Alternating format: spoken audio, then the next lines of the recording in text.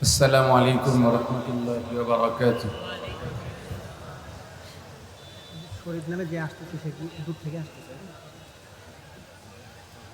إن الحمد لله نحمده ونستعينه ونستغفره ونؤمن به ونتوكل عليه ونعوذ بالله من شرور أنفسنا ومن سيئات أعمالنا من يهده الله فلا مضل له ومن يضلله فلا هادي له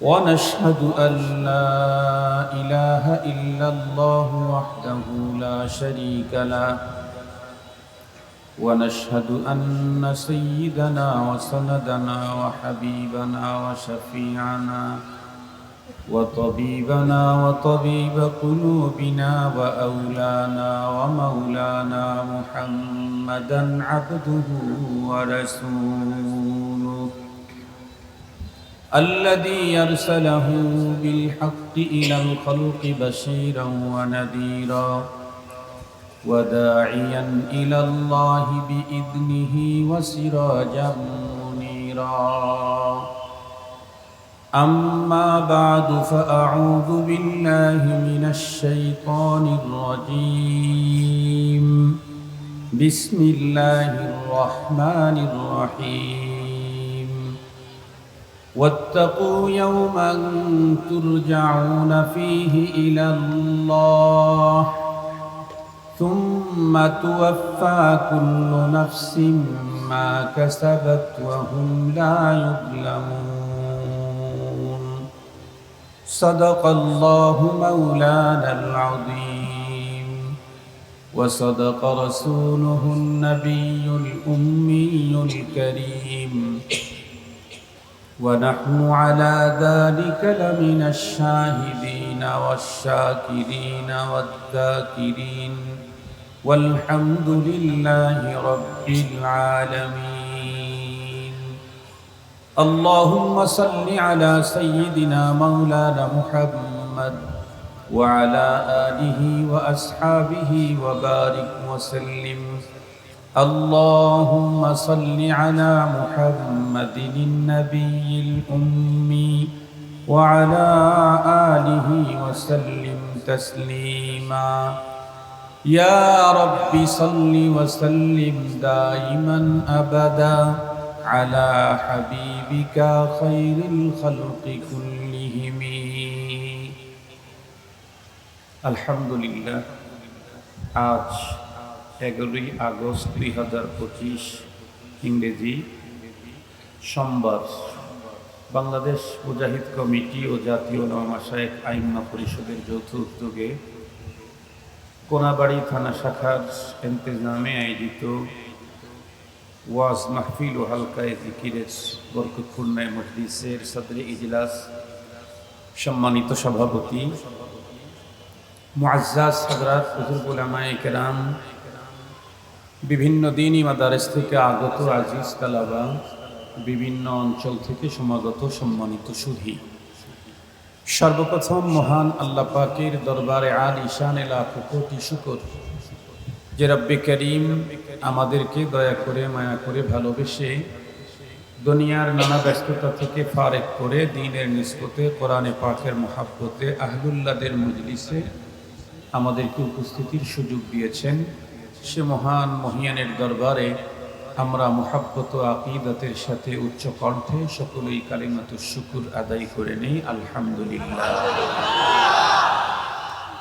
মুহতারাম হাজিরিন, আমি আমার আলোচনার সময়টা আগেই জেনে নিই যাতে করে আমার দ্বারায় অন্য কারো সময়ের ক্ষতি না হয়। আমি একাই তো এখানকার খতিব না, আরও খুতাবা এখানে আছেন। আমার চেষ্টা থাকে আমি যদি কোনো ভালো কাজ করতে নাও পারি, কমপক্ষে আমার দ্বারা যেন মন্দটা না।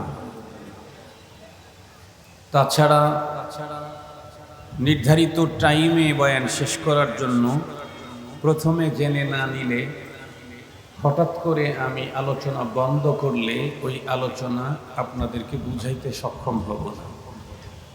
কারণ আমার তো একটা টপিকস থাকে, এলোপাতারি কথা তো হবে না, তো ওইটার একটা নেশাব আছে। নেশাব পর্যন্ত না গেলে আপনারা বুঝবেন না, আপনারা কষ্ট পাবেন, তার চাইতে বেশি কষ্ট পাবো আমি। এই কারণে সময়টা জেনে নেই, সবসময়ই একই উসুলে চলার চেষ্টা করি। আজকেও জেনে নিলাম, তো আমি বুঝে ফেলেছি 40 থেকে 50 মিনিট আমি বয়ান করতে পারবো। এর চেয়ে বেশি টাইম আমার জন্য প্রয়োজন নেই, এর বেশি টাইম বয়ান করার অভ্যাসও এখন আমার নেই। আমি 50-এ বয়ান শুরু করেছি। আজকে কোন সাবজেক্টের উপরে কথা বলবো, কোন বিষয় নিয়ে আলোচনা করব, কোরআন থেকে ভাবতেছিলাম। এখানে স্টেজে চেয়ারে বসার পরে দুইটা সাবজেক্ট মাথার মধ্যে এসে মোনাকাশা করতেছিল, দুইটা সাবজেক্ট।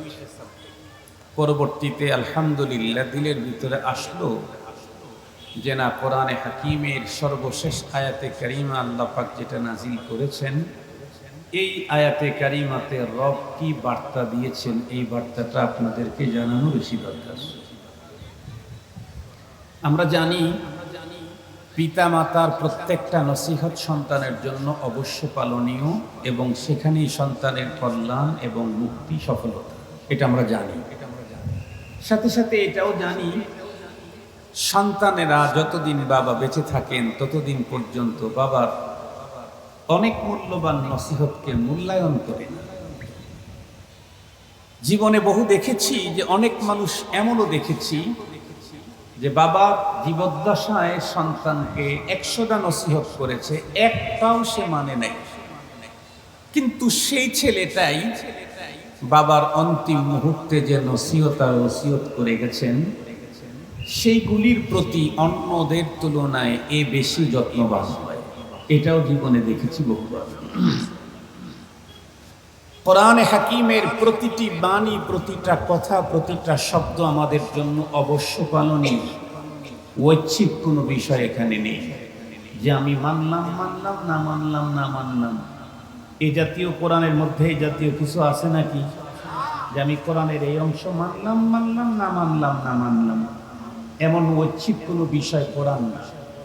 কোরআনের টোটালটার উপরে আমাকে ঈমান আনতে হবে, আর আদেশ আর নিষেধ যেগুলি, এগুলি প্রত্যেকটাকে আমাকে মেনে চলতে হবে যদি আমি মুমিন হিসাবে আল্লাহর কাছে বিবেচিত হতে চাই। এর বিকল্প কোনো পথ নাই। কোরআনের প্রত্যেকটা বার্তা, প্রত্যেকটা মেসেজ, কোরআনে পাকের প্রত্যেকটি বর্ডার আমাদের জন্য অবশ্য পালনীয়। এর মধ্যেও তো আবার আল আহাম ফাল আহাম আছে। যেহেতু কোরআনে পাকের সর্বশেষ আয়াতে কারিমাটা আমি তেলাওয়াত করেছি, আমরা প্রত্যেকেই জানি শেষ কথাটা মানুষের অনেক বেশি দামি হয়। রব্বুল আলামিনের শুরুর কথাই তো এত বেশি দামি যে পৃথিবীর সমস্ত মানুষের সম্মিলিত শেষ কথাকে যদি এক জায়গায় করা হয়, তাতেও রবের প্রথম কথার সমান দাম হতেই পারে না। রব্বে করিম কোরআনে হাকিমে সর্বশেষ আয়াতে কারিমা যেটা নাজিল করেছেন, সেইখানে আমাদেরকে বিশেষ একটা অর্ডার করেছেন। আল্লাহ তাআলা বলেন, ওয়াত্তাকু ইয়াউমা, তোমরা ভয় করো ওই দিনকে, তুরজাউনা ফীহি ইলাল্লাহ, যেদিন তোমাদের প্রত্যেককেই ফেরত যেতে হবে আল্লাহর কাছে। সুম্মা তুওয়াফা কুল্লু নাফসিন মা কাসাবাত, এরপরে পুরাপুরি দিয়ে দেওয়া হবে। কি বললাম? পুরাপুরি দিয়ে দেওয়া হবে যা সে অর্জন করেছে, ভালো হোক আর মন্দ হোক। ভালো পুরা দেওয়া হবে, মন্দ পুরা দেওয়া হবে। ওয়াহুম লা ইউযলামুন, কিঞ্চিত পরিমাণে কার উপরে জুলুম করা হবে না। এটা হলো তেলাওয়াতকৃত আয়াতে কারিমার সরল তর্জমা। এই আয়াতে কারিমাতে আল্লাহ পাক আমাদেরকে সর্বশেষ একটা অর্ডার করেছেন। এই আয়াতের পরে কোরআন শরীফের অন্য কোনো আদেশ নিষেধের আয়াত নাযিল হয়নি। সর্বশেষ অর্ডারটা আল্লাহ পাকের কি? আখিরি অর্ডার কোরআনে যেটা নাযিল করেছেন সেটা হলো ওই দিনকে ভয় করো যেদিন তোমাদের প্রত্যেককেই আল্লাহর সামনে উপস্থিত হতে হবে। মুহতারাম হাজিরিন, ভয়ের কথা আল্লাহ পাক সবার শেষে বললেন কেন? সর্বশেষ অর্ডারটা ঈমান আনার কথা বললেন না কেন? সর্বশেষ অর্ডারটা জামিউল ইবাদাত সালাতের কথা বললেন না কেন? সর্বশেষ অর্ডারটা সবচেয়ে সংক্ষিপ্ত পথে আল্লাহর ওলি হওয়ার যে ফর্মুলা, রোজার কথা বললেন না কেন? হজের কথা বললেন না কেন? এর মূল কারণটাই আপনাদের খেদমতে পেশ করা আমার আজকের মূল টার্গেট। এই কথাটা বুঝতে চাইলে বর্তমান পৃথিবীর অবস্থা আগে আমাদের মাথার মধ্যে নিয়ে আসলে পরবর্তীতে কোরআনের সলিউশন লাগিয়ে দিলে কাম কমপ্লিট হয়ে যাবে ইনশাআল্লাহ। আপনারা বলেন তো দেখি, আমাদের যাদের 50 বছর বয়স, 45 বছর বয়স, 60 বছর বয়স, আপনারা বলেন ছোটবেলায় আমরা আমাদের দেশে, আমাদের সমাজে, আমাদের ফ্যামিলিতে মানুষদের যেই স্বভাব চরিত্র সিস্টেম পদ্ধতি দেখেছি, এখন কি হুবাহু সেটাই আছে না পাল্টে গেছে? পাল্টে গেছে। এই যে পাল্টে গেছে এটা দুই রকমের। কিছু পরিবর্তন তো প্রশংসনীয় এবং প্রয়োজনীয়। যেমন আপনাদের মনে পড়ে কিনা, আমার তো খুব মনে পড়ে, ছোটবেলায় বাবার হাত ধরে হাটে যাইতাম, হাট দেখার জন্য। কন্টিনিউ প্রতিদিন হাট বসতো না। আমাদের এলাকার লোকাল বাজার হলো ধানগড়া। এটা সপ্তাহে 2 দিন, এখনো 2 দিনই আছে, রবিবার এবং বুধবারে। আগের থেকেই বাবাকে বলতাম, আব্বু আপনার সাথে কিন্তু বাজারে যাব, হাটে যাব। হাটে যে যাইতাম টোটাল রাস্তা হেঁটে যাওয়া লাগতো। গাড়ি তো দূরের কথা, গাড়ি চলার মতো রাস্তাই ছিল। গাড়ি তো রাস্তা থাকলেই তো গাড়ি চলবে, গাড়ি তো ছিল না, গাড়ি চলার মতো রাস্তাও ছিল না। সে তখন যাইতাম, তখনকার দোকানগুলি ছোট ছোট হইত। কেউ কোনো জিনিস নিয়ে ছেলেপেলেদের আকর্ষণীয় কোনো খাবার যদি কেউ খেতে চাইতো, তো বেশি থেকে বেশি বা অ্যাভেলেবেল পাওয়া যেত হলো মোয়া। মোয়া চেনেন নাকি? মুড়ি দিয়ে বানায়, চিনেন? খেয়েছেন? এখনো তো পাওয়া যায়। চিড়ার মোয়া, মুড়ির মোয়া। এরপরে তখন ছোট ছোট একটা লাড্ডু পাওয়া যেত, নারিকেলের লাড্ডু। এটা আবার খুব মজা, এটা আমি এখনো খুঁজি, কোথাও পাইলে ওটা কিনি। যদিও ডায়াবেটিস, ওই ছোটবেলার স্বাদটা ওর ভিতরে এখনো পাওয়া যায়। খুব ভালো করে বুঝবেন, এই জাতীয় কিছু, ওই মটকা টটকা এই জাতীয় কিছু পাওয়া যেত। শিশু খাবার ছোটদের সদাইয়ের ভিতরে বিস্কিট, চানাচুর যেটা পাওয়া যেত, এটা প্যাকেটিং ছিল না।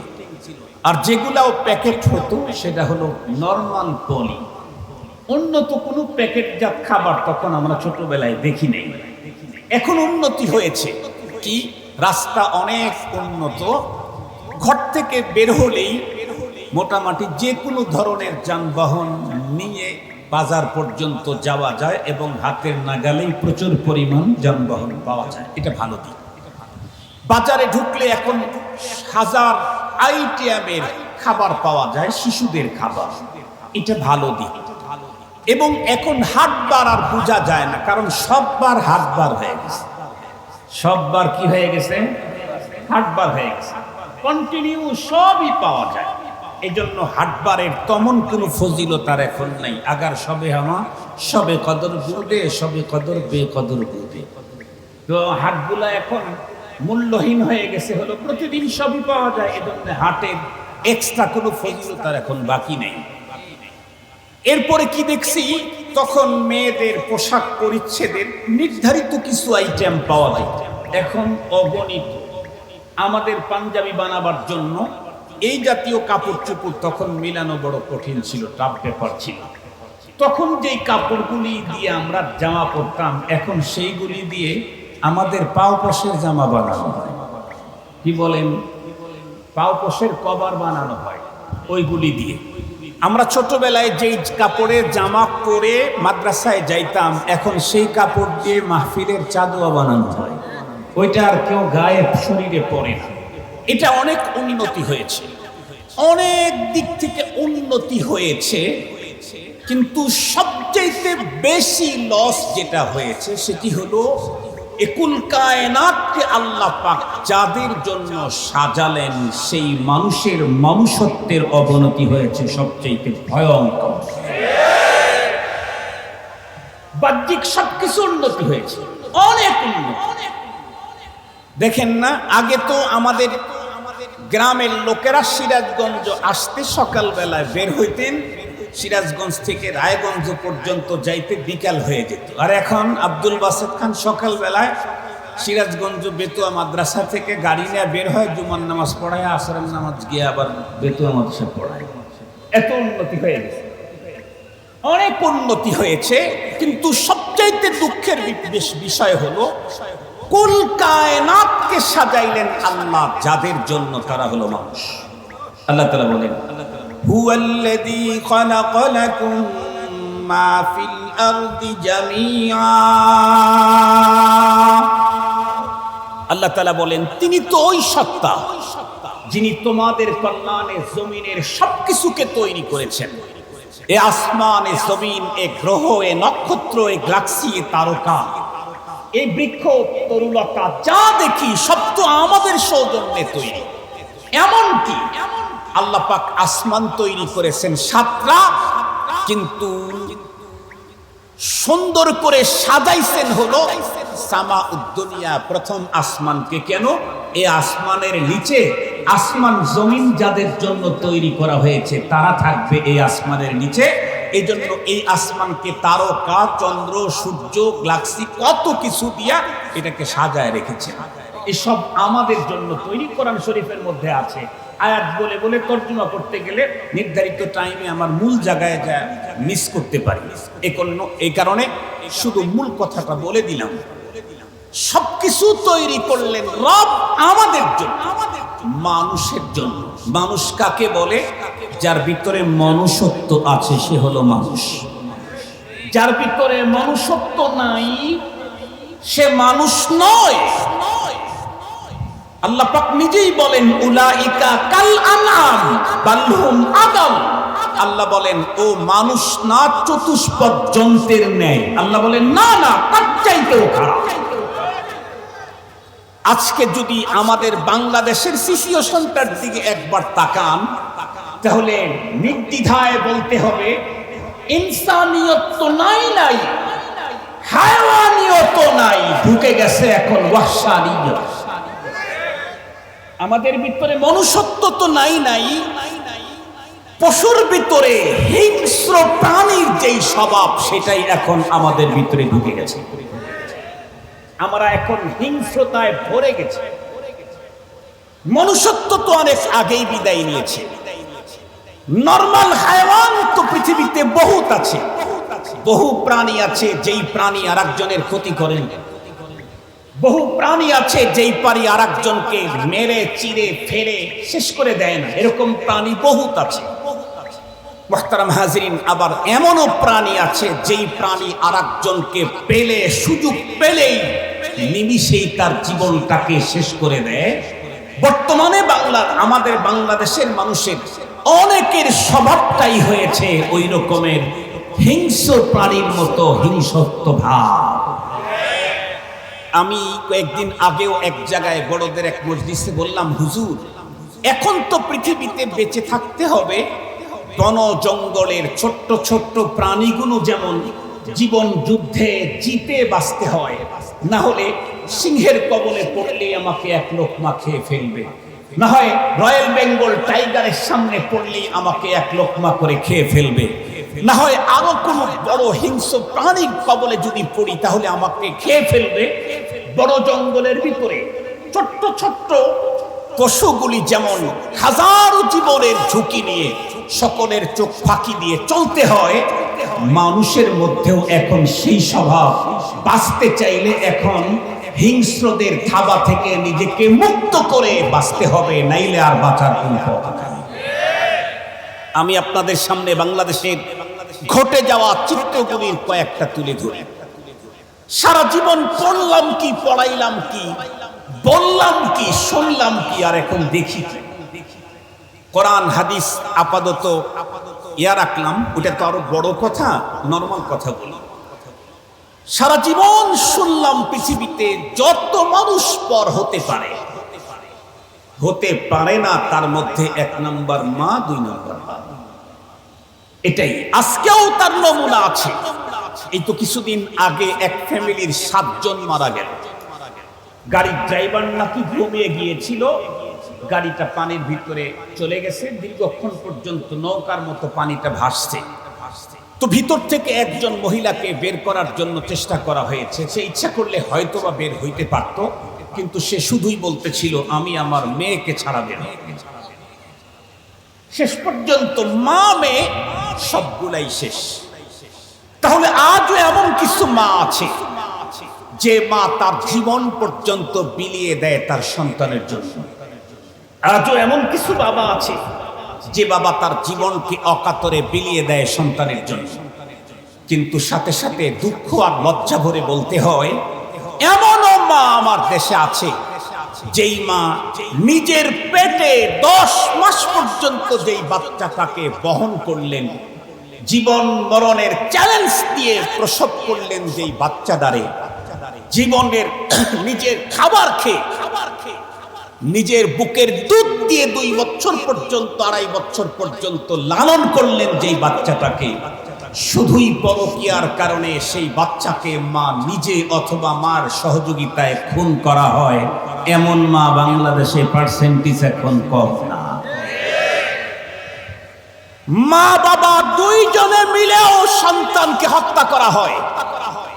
এই তো আপনারা কয়েক মাস আগে শুনেছেন লালমনিরহাট না কুড়িগ্রাম রাত্রির 3টা গভীর রাত্রে ঘুমন্ত মেয়েকে শুধুই পার্থিব জগতের কিছু সম্পদের লালসায় মা, চাচি এবং বাবা 3 জনে মিলে এক যুবতী মেয়েকে হত্যা করলো ভয়ঙ্কর দুর্ধর্ষ এক পদ্ধতিতে।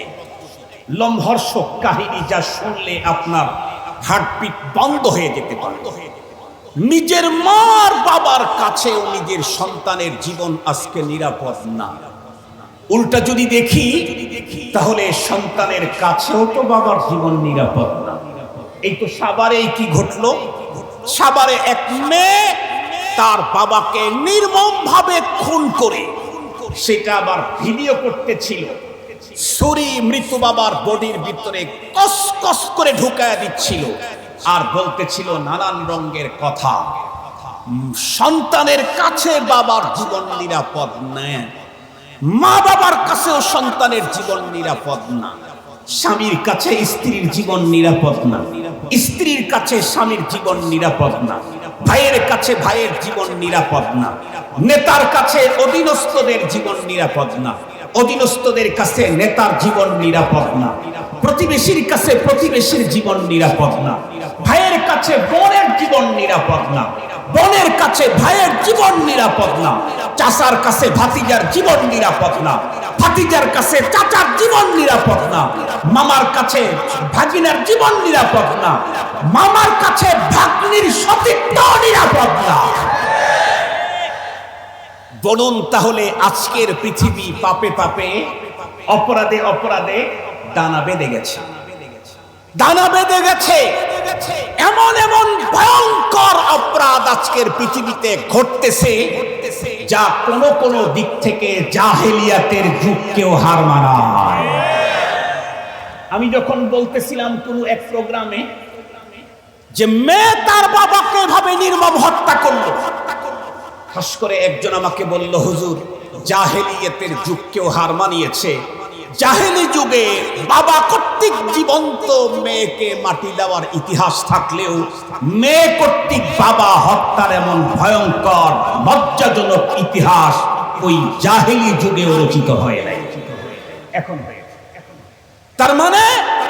তার মানে আমার দেশের রন্ধ্রে রন্ধ্রে প্রত্যেকটা জায়গাতে প্রত্যেকটা সেক্টরে অপরাধ আর অপরাধ, অপরাধ আর অপরাধ। এত অপরাধ বন্ধ করবেন কি দিয়ে? বিগত সরকার পারে নাই, আগামী দিনে যারা আসার স্বপ্ন দেখতেছে তারা পারবে? জীবনেও না। আমি চ্যালেঞ্জ করতে পারি, আমি চ্যালেঞ্জ করতে পারি এই ব্যাপারটা।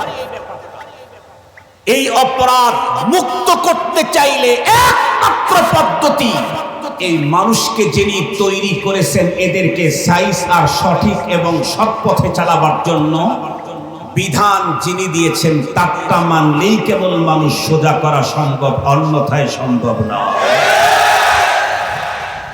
যিনি তৈরি করেছেন উনি জানেন কোন বাটনে চিপ দিলে কি বের হবে। কথা বলেন। যিনি তৈরি করেছেন উনি জানেন কোন বাটনে চিপ দিলে কি হবে, কোন জায়গায় তেল দিতে হবে, কোথায় পানি দিতে হবে, কোথায় মোবিল দিতে হবে, কোন জায়গার ভিতরে গিয়ার অয়েল দিতে হবে, কোথায় ব্রেক অয়েল দিতে হবে। মুফতি সাহেবকে জিজ্ঞাসা করে লাভ নাই। এদেশের কি বলেন ইন্টারিম সরকারের যে প্রধান তাকে জিজ্ঞাসা করেও লাভ হবে না। মেশিন যে তৈরি করেছে তাকে জিজ্ঞাসা করতে হবে। তাই যদি হয় তাহলে এই মানুষগুলাকে অপরাধ মুক্ত করতে চাইলে এই সরকার আর ওই সরকার হবে না, যিনি মানুষ তৈরি করেছেন তাই জিজ্ঞাসা করতে হবে। উনি কে? আরো জোরে বলেন, উনি কে? অশান্তকে, এই পৃথিবীকে শান্ত করবার জন্য ফর্মুলা নতুন আমদানি করা দরকার না? আমদানি করাই আছে। তার নাম কি? আর একটু জোরে বলেন, তার নাম কি? অশান্ত পৃথিবীকে শান্ত করবার জন্য নতুন ফর্মুলা আসমান থেকে আমদানি করার প্রয়োজন নাই, সিস্টেমও নাই। প্রয়োজন নাই, সিস্টেমও নাই। কিয়ামত পর্যন্ত আর কোন পদ্ধতি আসমান থেকে আল্লাহ পাক নাজিল করবেন না। নাজিল করাই আছে, আমদানি করাই আছে, শুধু আমরা ফলো করলেই হয়ে যায়। মুহতারাম হাজিরিন, তাম পৃথিবীর মানুষকে যদি অপরাধ মুক্ত করতে চাই, নতুন একটা অপরাধ বাড়বে, সেই অপরাধ বন্ধ করার জন্য নতুন একটা সংস্থাকে বাড়ানো হবে। কিছুদিন পরে দেখবেন ওই সংস্থার লোকেরাই ওই অপরাধে জড়ে গেছে। বাংলাদেশে এর প্রমাণ কয়টা নেবেন না, কয় হাজার নেবেন না, কয় লাখ নেবেন না, কেন? পুলিশ প্রশাসনকে আমাদের দেশে তৈরি করা হয়েছে হলো কি জন্যে? যারা আকাম কুকাম অন্যায় করে এগুলি বন্ধ করার জন্য। বলেন দেখি, বাংলাদেশে মহিলা পুলিশ পুরুষ পুলিশের দ্বারায় আক্রান্ত হয়েছে না হয় নাই? তাহলে ওকে ঠিক করবে কেডা? ওরা ঠিক করবে কেডা? বাংলাদেশে দুর্নীতিকে দমন করার জন্য দুদক, বুড়ো, স্যাংরা, জোয়ান, আরো কত কিছু আছে। দেখছেন না আপনারা, শুনছেন না জীবনে? কিন্তু বলুন তো দেখি, দিন যত বাড়তেছে দুর্নীতি কমতেছে না? দুর্নীতির অ্যামাউন্ট বাড়তেছে, অ্যামাউন্ট বাড়তেছে। আমাদের বাংলাদেশে দেখবেন কিছু গাড়ি ঢাকা শহরেও চলে, সারা দেশেই চলে, যে গাড়িগুলাতে চেকার থাকে। চেকার দুই রকমের, একটা ফ্লাইং চেকার থাকে আর একটা নর্মাল চেকার থাকে। কোম্পানির মালিক চিন্তা করে যে যেখান থেকে গাড়িটা সারছে ওখান থেকে তো ছেড়ে দিয়েছে মূল জায়গা থেকে, ওখান থেকে 20 জন যাত্রী নিয়ে রওনা করেছে।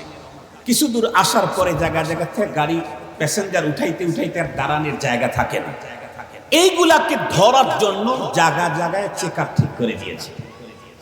সেই চেকারগুলা আবার ঠিক মতো চেক করে কিনা, ওই চেকারদেরকে চেক করার জন্য আবার ফ্লাইং চেকার দেওয়া হয়েছে।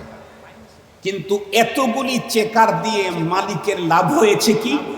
আগে তো 3 জনে খাইতো, ড্রাইভার আর সুপারভাইজার আর হেল্পার, এখন খায় 5 জন। এখন খায় কয়জন? আর একটু জোরে বলেন, কয়জন? তাহলে কি বন্ধ হয়েছে না বেড়ে গেছে? আর জোরে বলেন, বন্ধ হয়েছে না বেড়ে গেছে?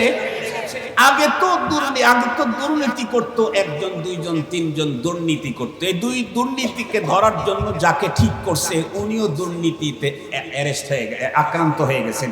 ওইটাকে চেক করার জন্য আর একজনকে ঠিক করছে, উনিও খাওয়া শুরু করছেন।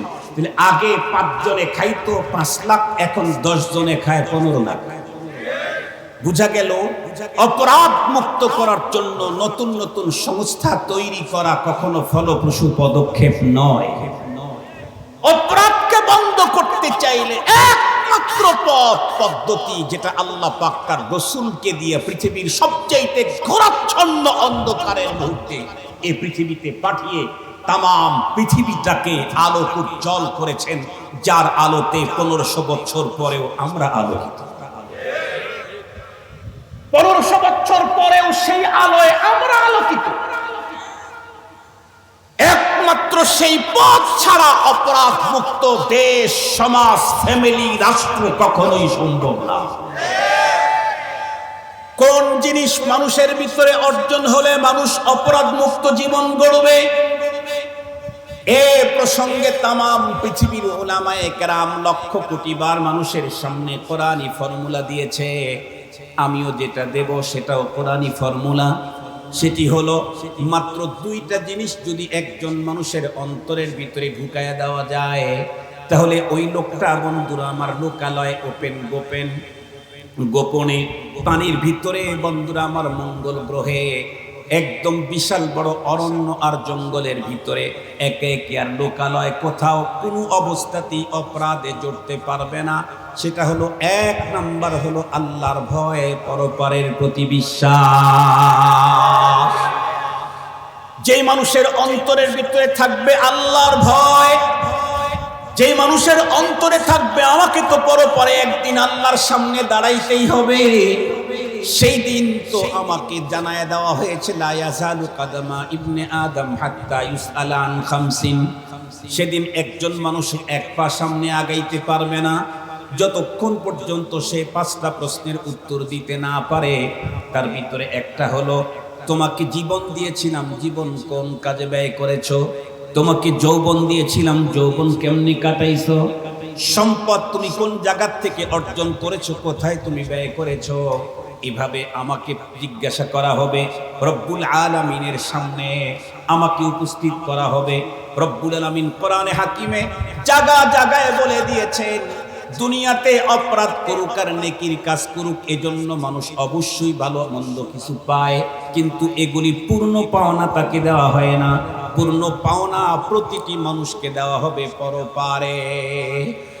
আল্লাহ পাক রব্বুল আলামিন বলেন, কুল্লু নাফসিন দাইকাতুল মাউত ওয়া ইন্নাকুম তুওয়াফাউনা উজুরাকুম ইয়াওমাল কিয়ামাহ ফামান যুহজিহা আনিন নারি ওয়া উদখিলাল জান্নাতা ফাকাদ ফাজ ওয়া মাল হায়াতুদ দুনিয়া ইল্লা মাতাউল গুরুর। প্রত্যেকটি প্রাণীকে মৃত্যুর স্বাদ গ্রহণ করতেই হবে, মরণের কোলে ঢলে পড়তেই হবে, কখন জানি না। বয়ান শেষ করে গাড়ি পর্যন্ত যেতে পারবো গ্যারান্টি নাই। বয়ানটা শেষ নির্ধারিত টাইম পর্যন্ত দুনিয়াতে টিকবো তারও কোনো, বন্ধুরা আমার, গ্যারান্টি নাই। এদেশের কত খতিবকে দেখলাম মসজিদে নামাজ পড়াবার জন্য বাসা থেকে সুন্দর করে প্রস্তুতি গ্রহণ করে যাইতেছিলেন, পথের মধ্যেই শেষ হয়ে গেলেন। ঈদের দিনে নামাজ পড়ানোর জন্য পথ চলা শুরু করলেন, রাস্তার ভিতরে অ্যাক্সিডেন্ট করে হুজুরের আর ঈদগাহ মাঠ পর্যন্ত যাওয়া হলো না। নিজের চোখে কত মানুষকে দেখলাম বিবাহের বাজার কমপ্লিট করেছে, এমনকি গোসলটাও হয়ে গেছে। আগামীকাল 10টার দিকে বরযাত্রী রওনা করবে। রাত্রে ফজরের টাইমে ডাকার পরে আর বরকে খুঁজে পাওয়া গেল না। জীবনে নিজের চোখে এমনটিও দেখেছি, বিবাহের, বন্ধুরা আমার, বাজার মার্কেটিং করার জন্য আপন 2 ভাই 3 ভাই একই সঙ্গে মজায় যখন পথ চলা শুরু করে দিল, মার্কেটের সমস্ত কাপড় চুপড়গুলা হাতে হাতে নিয়ে রওনা করলো, কিন্তু শেষ পর্যন্ত বিবাহের কাপড় নিয়ে নিজের ঘর পর্যন্ত ঢোকার সুযোগ হয় না। এ তো প্রতিদিনের ঘটনা। এটা তো 10 বছর 12 বছর এক যুগ পরে পরে ঘটা ঘটনা না, এটা 5 বছর পরে পরে নির্বাচন না। কি বলেন ভাই? এটা প্রতিদিন হয়, কন্টিনিউ এগুলি ঘটে। আমার সামনে, আমার নিজের হাত দিয়ে আমার বাবাকে আমি কবরে নামাইলাম, আমার বোনকে কবরে নামাইলাম, আমার মাকে কবরে নামাইলাম, আমার চাচাকে কবরে নামাইলাম। খুব বেশি দূর না, হয়তো আমাকেও আজকে বা কালকে কবরে নামিয়ে দিবে। আর ইন্নাকুম তুওয়াফাউনা উজুরাকুম ইয়াউমাল কিয়ামাহ। জীবনে যা করছো এটার পুরোপুরি প্রতিদান তোমাকে দেওয়া হবে কিয়ামতের দিন। ভালো করেছো এটার পুরাটা দেওয়া হবে কিয়ামতে, মন্দ করেছো এটারও পুরাটা দেওয়া হবে কিয়ামতে। কেউ যদি মনে করে যে এত কোটি টাকা দেশের সব পাচার করে বাইরে দিলাম, শুধু আধা ঘন্টা একটু জুতার মালা দিয়ে দিল, শেষ, আলহামদুলিল্লাহ বেঁচে গেলাম, ও ভুলের সাগরে আছে। অপরাধীদেরকে যত বড় ভয়ঙ্কর শাস্তি দুনিয়াতে দেওয়া হোক না কেন অপরাধের কারণে, তওবাতুন নসুহ যদি না করে, দুনিয়াতে যত শাস্তি হচ্ছে এগুলি হলো সিম্পল। ইন্নামা তুওয়াফাউনা উজুরাকুম ইয়াউমাল কিয়ামাহ। পুরাপুরিটা তো দেওয়া হবে কিয়ামত। কিয়ামতে পুরাপুরি যে দেওয়া হবে সেটা তাহলে কেমন ভয়ঙ্কর হবে। ফায়াউমা ইদিন লা ইউআযযিবু আযাবাহু আহাদ ওয়ালা ইউথিকু ওয়াসাকাহু আহাদ। আল্লাহ বলেন কেমন ভয়ঙ্কর। পৃথিবীতে কত ভয়ঙ্কর পদ্ধতিতে শাস্তি দেওয়ার কথা তোমরা শুনেছো, আমার শাস্তি ওইরকম নরমাল হবে না। আল্লাহু আকবার বলেন। এত ভয়ঙ্কর শাস্তি আল্লাহর কাছে নরমাল। পৃথিবীতে কত রাজাদি রাজদের রাজার আনন্দের কথা, আরামের কথা তুমি জীবনে শুনেছো। রব বলেন ওই জাতীয় নরমাল কোন আরাম আনন্দ আয়স আমি তোমাকে দেব না। সুবহানাল্লাহি ওয়া বিহামদিহি। রব যেমন তার সাজাও তেমন, জাযাও তেমন, জাযাও তেমন, সাজাও তেমন। সঙ্গত কারণে কোনো একজন মানুষের অন্তরে যদি রবের ভয়, পরপারের প্রতি বিশ্বাস যদি ঢুকানো যায় যথাযথ, তাহলে আল্লাহর নামের কসম করে বললে কাফারা দিতে হবে না। এই লোকটাকে দিয়ে জোর করেও অপরাধের কাজে জড়ানো যাবে না। মুহতারাম হাজরিন, এখন কথা হলো, সত্যি কি এমন হয় আল্লাহর ভয় অন্তরে ঢুকলে সে আর অপরাধে জড়ায় না? জি, সত্যি এরকম হয়। একেবারে খায়রুল কুরুন থেকে শুরু করে সাহাবী, তাবেঈ, তাবেঈ তাবেঈ, আইম্মায়ে মুজতাহিদিন থেকে শুরু করে আজকের যুগ পর্যন্ত, আজকের এই ক্ষণ, এই মুহূর্ত পর্যন্ত পৃথিবীর লক্ষ কোটি ইতিহাস আছে যেই মানুষগুলি কন্টিনিউ নতুন নতুন নারী না হলে তার ঘুম হতো না, এই জাতীয় মানুষটার অন্তরে যখন আল্লাহর ভয় ঢুকায় দেওয়া হয়েছে, এই লোকটা বেগানা নারীর দিকে তাকানের পরিবেশের ভিতরে বসে থাকলেও কখনো ডান বাম তাকায় না, মাথা নিচের দিকে দিয়ে চোখ নিম্নগামী করে। এটা আমার নিজের চোখে দেখা। কয়জনের কথা বলবো, কয়জনের কথা বলবো? যেই লোকটা প্রতিদিন কয়েক কোটি টাকা ঘুষের টাকা অর্জন না করলে তার আরাম লাগতো না, সেই লোকের নাকের ডোগায় মিলিয়ন ডলার ঘুষ নেওয়ার সুযোগ থাকলেও 1 টাকা সে ঘুষ গ্রহণ করে না। গোপনেও না, ওপেনেও না, হাত দিয়েও না, ডয়ারের ভিতরে। ডয়ারের ভিতরে বুঝলেন তো, বাংলাদেশে এরকম বহু নামাজি আছে, বহু নামাজি আছে, রোজাদার আছে, রমজান মাসে রোজাও রাখছে, এরপরে নামাজও পড়েছে, রমজান মাসে সুদ নিজের হাতে, ঘুষের টাকা হাতে নেয় না। বলে ভাই টুপিটা নামাজ পড়ে আসতে টুপি মাথার মধ্যে আছে, সরকারি কর্মকর্তা কর্মচারী, বড় এক অ্যামাউন্ট মিটছে, তো বলতেছে ভাইজান ওই টাকাটা, উনি ড্রয়ারটা এভাবে টান দিয়ে বলে রমজান মাস, সেটা ডাইরেক্ট হাত দিয়ে ধরি কেমনি, এখানে রেখে দেন। তার মানে পার্সেল। আপনিও মনে রাখেন, আজ যাবো আপনাকে পার্সেলই পাঠানো। আপনার পদ্ধতি যত উন্নত, রবের পদ্ধতি তার চাইতে ভয়ঙ্কর উন্নত। যত হিসাব আপনি জানেন তার চাইতে অনেক গুণে বেশি হিসাব রবের কাছে রেডি করা। মুসলমান ভাইরা আমার খুব ভালো করে বুঝবেন, তাহলে তাম পৃথিবীকে অপরাধ মুক্ত করতে চাইলে মাত্র 2টা জিনিস যদি মানুষের অন্তরের ভিতরে বসায় দেওয়া যায়, কসম আল্লাহর, এই মানুষটা গোপনে ওপেনে কখনোই কোনো অপরাধের সঙ্গে জড়িত হতে পারে না। 1 নাম্বার হলো আল্লাহর বন্ধুরা আমার, আল্লাহর ভয়, পরপারের প্রতি বিশ্বাস। আল্লাহর ভয়, পরপারের প্রতি বিশ্বাস আমি আমার অন্তরে কেমনে নেব? কোন জিনিস বন্ধুরা আমার এমন আছে যে জিনিসটা আমি অর্জন করলে ভিতরে আল্লাহর ভয় আসবে, পরপারের প্রতি বিশ্বাস আমার তৈরি হবে। আমি তো চাই আমার অন্তরটা যেন আল্লাহর ভয়, পরপারের বিশ্বাস দিয়ে যেন ভরে যায়। কিন্তু হুজুর আমি তো পারি না, দুনিয়া আমাকে তো ওই দিকে ঢুকতেই দেয় না, দুনিয়ার সৌন্দর্য, নফসের ধোঁকা, বন্ধু বান্ধবদের বন্ধুরা আমার সংস্রবের কারণে আমি এদিকে যেতে পারি না। মুহতারাম হাজিরিন, আল্লাহ পাক রব্বুল আলামিন কোরআনে হাকিমের ভিতরে অন্তরের ভিতরে আল্লাহর ভয় পরপারের বিশ্বাসকে ঢুকাবার জন্য অনেক পদ্ধতি বলেছেন। তার ভিতরে সবচেয়ে নিরাপদ সুন্দর পদ্ধতি হলো ইয়া আইয়ুহাল্লাযীনা আমানুত্তাকুল্লাহ ওয়া কুনু মা'আস সাদিকিন।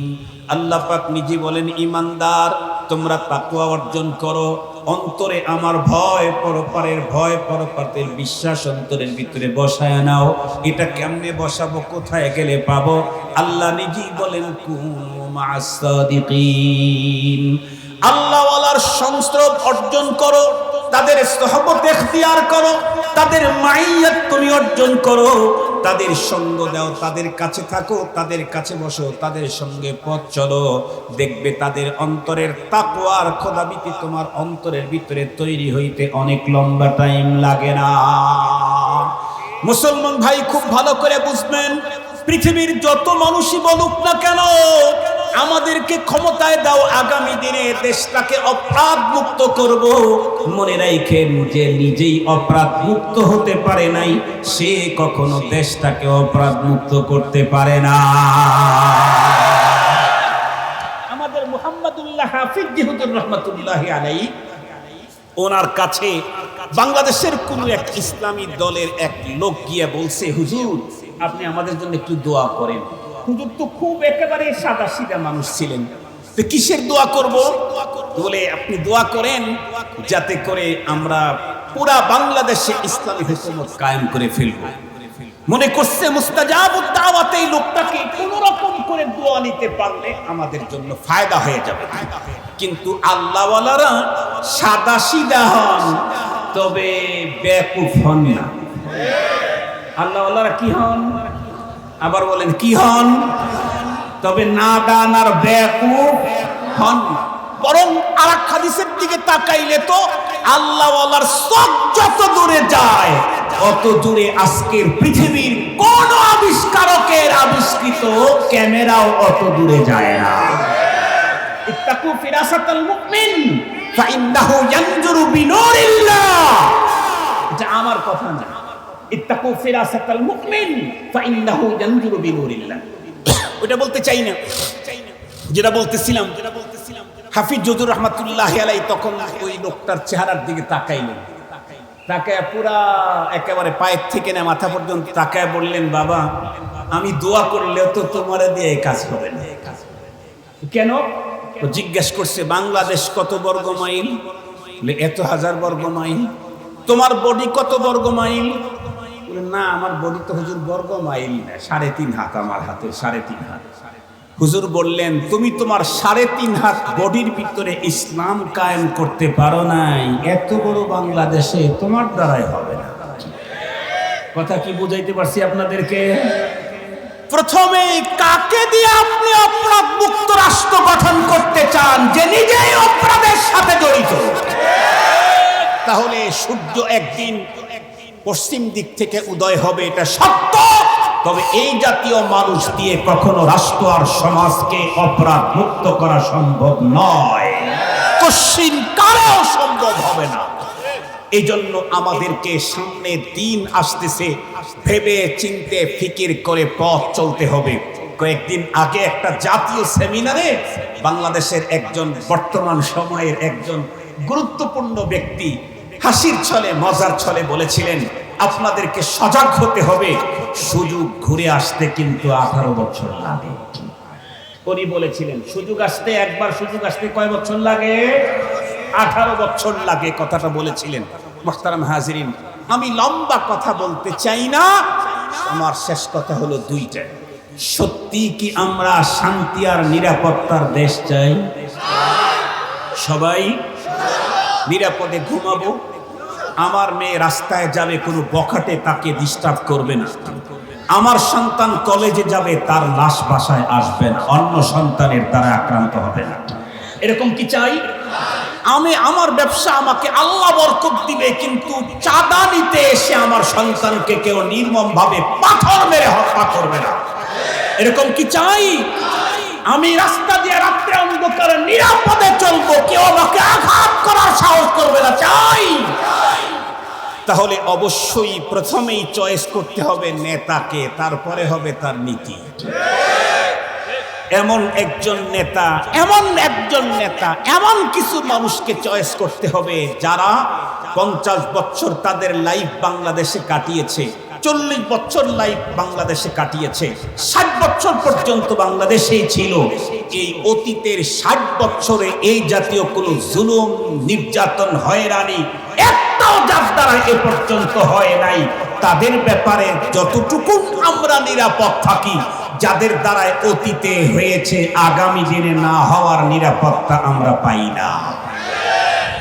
2 নাম্বার কথা হলো, আমি যদি চাই এরকম লোক প্রতিষ্ঠা করব, অমুককে, আর উনি আসার পরে এদেশে যত জুলুম, নির্যাতন যা হবে সবগুলার তার দায় আর ভার কিন্তু আমাকেও নিতে হবে, এহকালে এবং, আবার বলেন, এহকালেও যে নিতে হয়। এটার জন্য তো অনেক ওয়াজের দরকার নাই। এই এলাকার আওয়ামী লীগের পাতি নেতা দেখলেই বোঝা যায়। আওয়ামী লীগের পাতি নেতারা এখন আছে কি আর? কথা বলেন না কেন? অনেকেই নাই। যারা ওই নাম্বারই করে নাই তারা আছে, যারা করেছে তারা কেউ নাই। তার মানে রাষ্ট্রীয় ক্ষমতায় সে ছিল না, সে এমপি ছিল না, সে মন্ত্রী ছিল না, কিন্তু এলাকাতে ছিল, তাদের অপকর্মের সহযোগিতা করেছে, সুযোগ পেলে তারাও একটা চাটুন চেতুন দিয়েছে। এই জাতীয় লোকগুলা দুনিয়াতেই শাস্তি শুরু হয়েছে না হয় নাই? আর একটু জোরে বলেন মুহতারাম হাজিরিন। তো ওনাদের যদি হয়ে থাকে, আমরা যারা আগামী দিনে যারা চেটে চুটে খায় তাদেরকে যদি আমরা ম্যান্ডেট দেই, তাদেরকে যদি আগামী দিনে আমরা আগায় দেই, আর তারা চেটে খেলেও সে ভাগ নিতে হবে, কামড়ে খেলেও সে ভাগ আমাকে নিতে হবে। অতীতে তাদের যা হয়েছে আগামী দিনে এর চাইতে আরো ভয়ঙ্কর হবে। এটা হলো নগদ দুনিয়ায়, তুম্মা তুওয়াফাউনা উজুরাকুম ইয়াউমাল কিয়ামা। এরপরে এর পুরাপুরি পাওনা হবে আল্লাহর আদালতে। আমি আমার আলোচনাকে আর দীর্ঘায়িত করতে চাই না। অপরাধ মুক্ত দেশ, সমাজ, ফ্যামিলি গঠন করার একটাই পদ্ধতি, সেটা হলো প্রতিটি মানুষের অন্তরে আল্লাহর ভয়, পরপারের প্রতি বিশ্বাস, এটা বসাইতে হবে। এটা একেবারে বালেগ হওয়ার পরে 3 চিল্লা দিয়ে একবারে বসাবেন, এটা হবে না। এটা বসাইতে চাইলে শরীয়ত আপনাকে ফর্মুলা দিয়েছে। সন্তান জন্মের পরেই প্রথমেই সন্তানের অন্তরে বাঘ ভাল্লুকের ভয় না ঢুকায়া আল্লাহ পাক রব্বুল আলামিনের ভয়, পরপারের বিশ্বাসের বীজ বপন করতে হবে।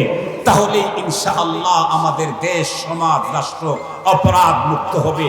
আল্লাহ পাক আমাদের সকলকে খাউফে খোদা, আখিরাতের ফিকির অন্তরে ঢুকিয়ে অপরাধ মুক্ত জীবন এবং রাষ্ট্র করার তৌফিক দান করুন। ওয়া আখিরু দাওয়ানা আলহামদুলিল্লাহি রাব্বিল আলামিন। আসসালামু আলাইকুম ওয়া রাহমাতুল্লাহি ওয়া বারাকাতুহু।